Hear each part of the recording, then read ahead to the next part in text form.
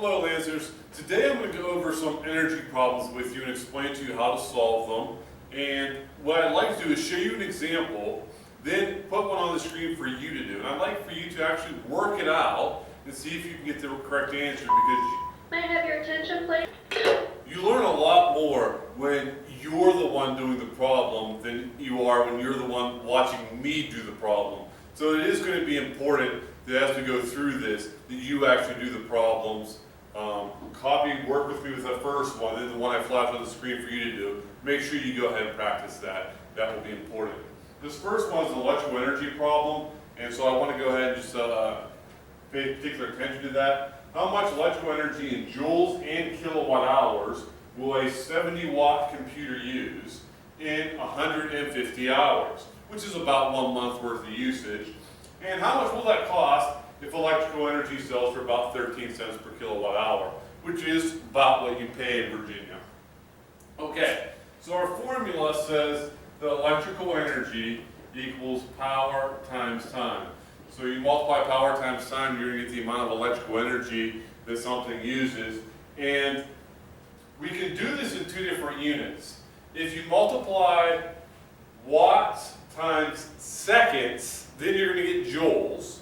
And if you multiply kilowatts times hours, then you get, obviously, kilowatt hours. And both are useful because a joule is the SI unit that's going to relate well to other forms of energy. And the kilowatt hours is useful because that's what the power company uses when they charge you for your electrical consumption. You'll find that a kilowatt hour is a much larger unit. And so 1 kilowatt hour is several thousand joules. Okay? Here we go. Electrical energy, power times time. So first I'm going to do this in joules. And to get joules, I have to multiply watts times seconds. So the power is 70 watts. I did put a decimal there to signify this is 2 sig figs. 70 watts. And my time is, well, I need seconds and I have 150 hours. So I can't leave this in hours if I want to get joules. I'm going to have to convert the hours to seconds. Hours to seconds. And I know 1 hour is 3,600 seconds. And so that 70 watts times 150 hours converted into seconds will be the energy in joules. I will use a calculator for that. So 70 times 150 times 3,600 is, let me make sure I get my zeros right, 37,800,000, but to proper sig figs, 3.8 times 10 to the 7th joules.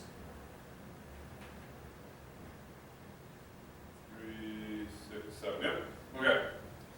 If I want to do this problem and get my answer in kilowatt hours, I can no longer use watts, I have to use kilowatts.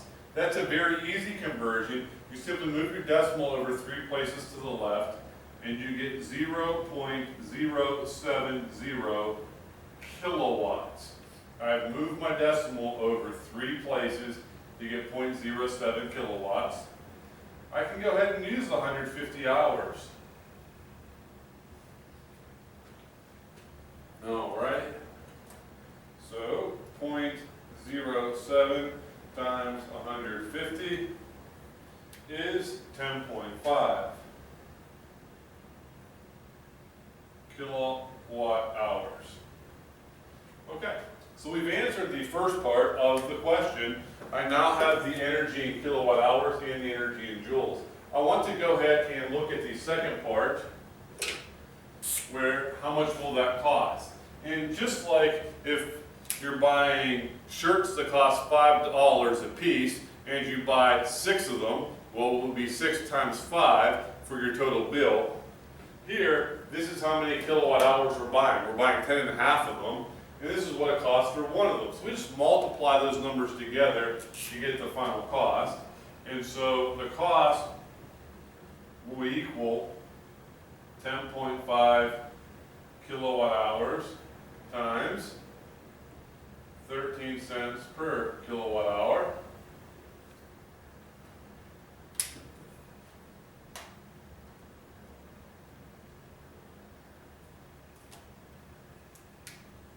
but you get $1.36, which is realistic for about how much electricity a computer will use. I'm thinking more of a laptop. 70 watts is sort of a low power consumption laptop. Obviously, different computer configurations can take a different amount. I've seen some that take up to 300 watts. It's more of a performance desktop.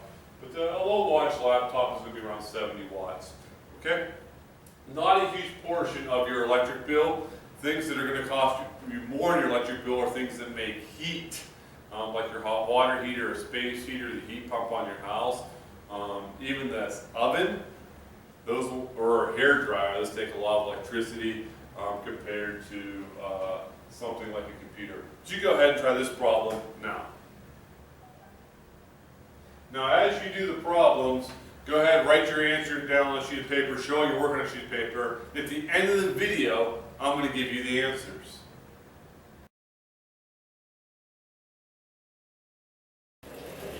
Okay, so now I want to talk with another form of energy that is practical in everyday life, and that is food energy. And typically you get that information coming to you in calories.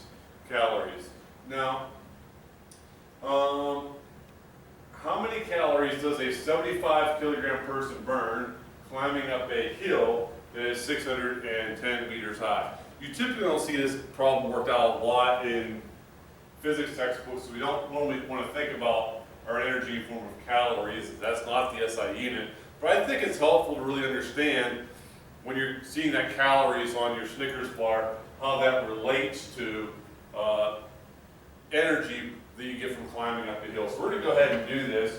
And the first thing you want to do is to calculate your potential energy. I sometimes do PE for potential energy. The College Board uses a U, and so I sometimes use a U as well. But it's mass times the gravitational field times the vertical displacement or change in vertical position, whether you use PE for potential energy or U.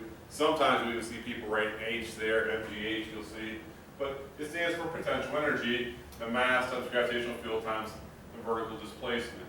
So we're going to go ahead and get this. We're going to use SI units at first, 75 kilograms, 9.8 meters per second squared, times delta Y, 610. Okay, let's see what that equals. 5 times 9.8 times 610.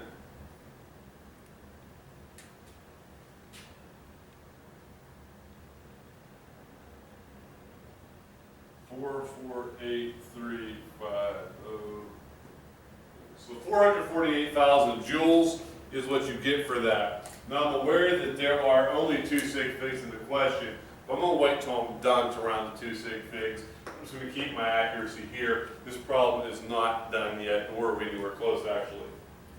The second thing you need to realize to do this problem, even though that's the energy your body would have at the top of the hill, it's not the amount of calories a person burns. Because a body is only about about 20% efficient, you actually burn about 5 times more calories than the energy you would gain. So what I'm saying is, at the bottom of this hill, climbing up of it, your body gained this much mechanical energy, but your body consumed about 5 times that amount of calories. Now why is that? That's because your body is converting most of its energy not into potential energy, but into heat. That's why you warm up when you exercise and get hot. Your body is creating a lot more heat than it is potential energy. And so the next step we're going to do is just multiply by 5 because the body is not 100% efficient. So we first calculate the potential energy in joules, then we take that number and just multiply by 5 to deal with the body's efficiency. So I take that times 5, and you get 2 million.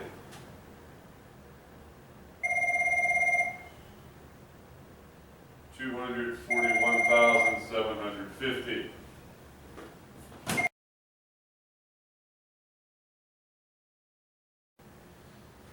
All right, we're back.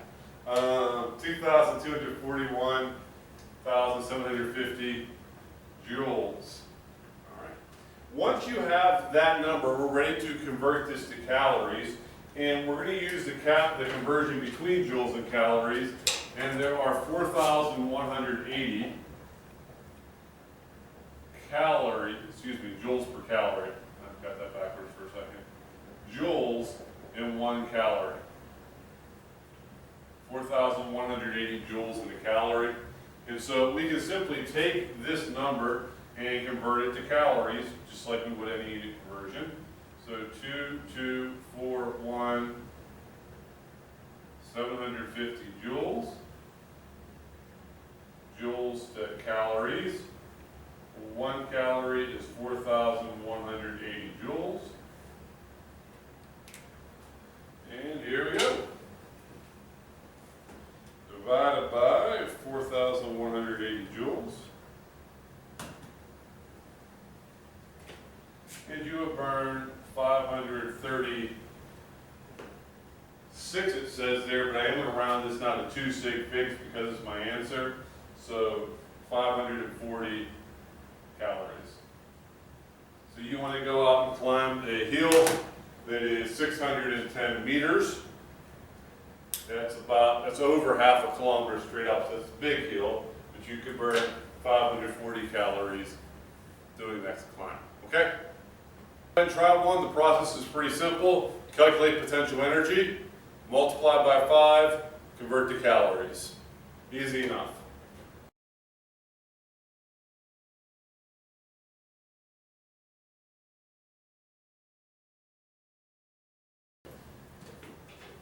Probably the most common type of energy problem is your conservation of energy problem, where you're talking about the energy before or at one point in time and comparing it to the energy at another point in time. And because the law of conservation of energy says the energy is not created or destroyed, it stays the same, that amount doesn't change, it stays the same.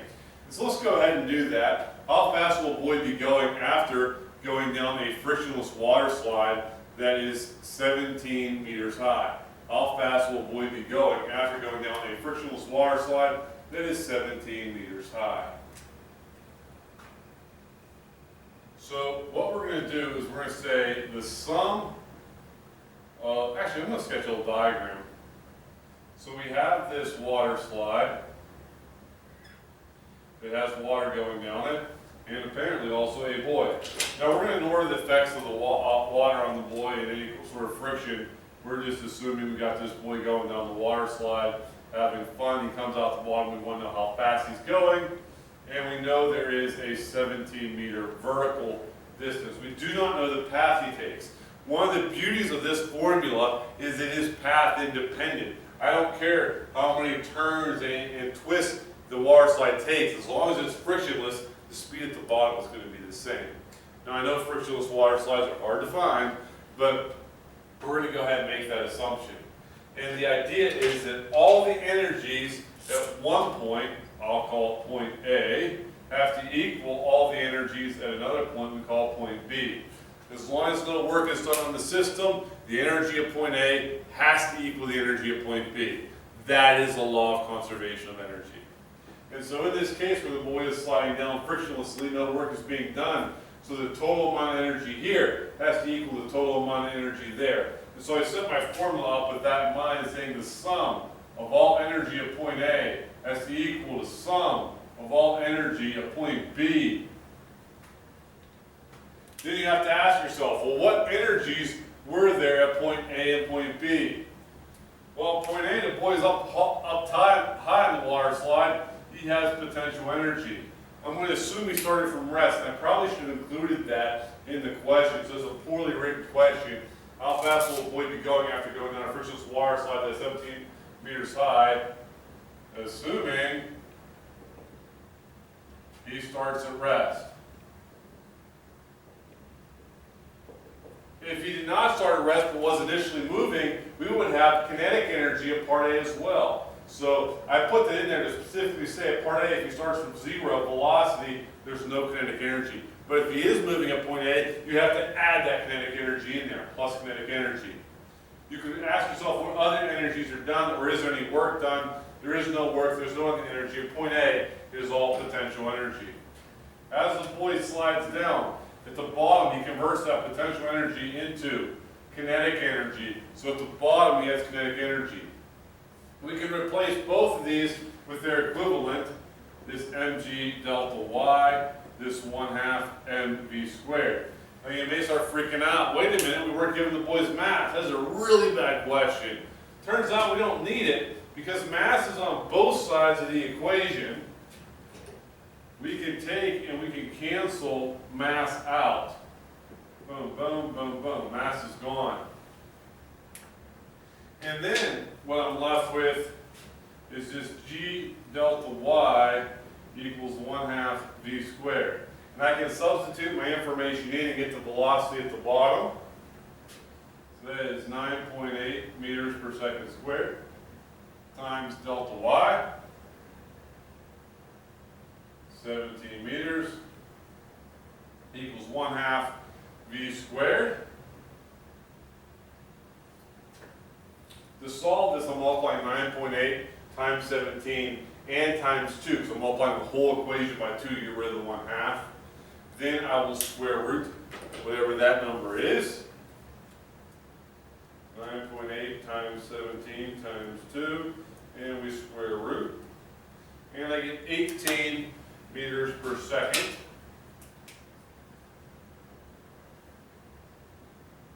As the velocity at the bottom. Easy enough. Here, you go ahead and try this one.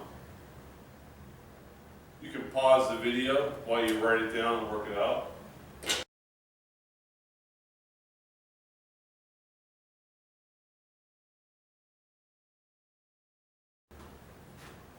Alright, here's another conservation of energy problem. It's slightly different than the previous one. It says how long will it take for a 600 watt motor to lift 700 kilograms, a height of 15 meters. So again, I'm going to sketch a little diagram. We have some sort of motor here with a pulley, maybe a big one, because that's a huge motor, 6,000 watt, and it's lifting a heavy load, 700 kilograms. Okay, so we have a 700 kilogram load here. It's being lifted 15 meters. Well, before the mass gets lifted, what form is all the energy? Well, I'm going to call it point A. Point A, our energy comes in here as electrical. Okay? Then after the object is lifted, the energy at point B is in potential gravitational energy. So we're going from electrical to potential. Again, I'm going to assume we have a frictionless environment and all of our energy is conserved. And so when I apply the law of conservation of energy, I can say the energy at point A has to equal the energy at point B for my system. I have electrical energy at point A. I have potential gravitational energy at point B. That is VIT equals mg delta y. V here, oh, actually it could be VIT, or that's voltage times current times time. The voltage times current is equal to power. So I'm going to go with PT, power times time, because we were given the power, not the voltage or the current. So I'm going to go with power PT. Okay. We're solving for the time. The power was 6,000 watts. Solving for time, the mass was 700 kilograms. G is 9.8 meters per second squared. And delta y is 15 meters. Multiply those together, divide by 6,000, we'll get our time. And it is about 17 seconds. 17 seconds. Bear in mind, you could lift that in less time if you had a more powerful motor, but that is a hugely powerful motor. More likely you would lift it in more time by using a weaker motor, because getting a 6,000 watt motor is not the easiest thing to do. You try this one.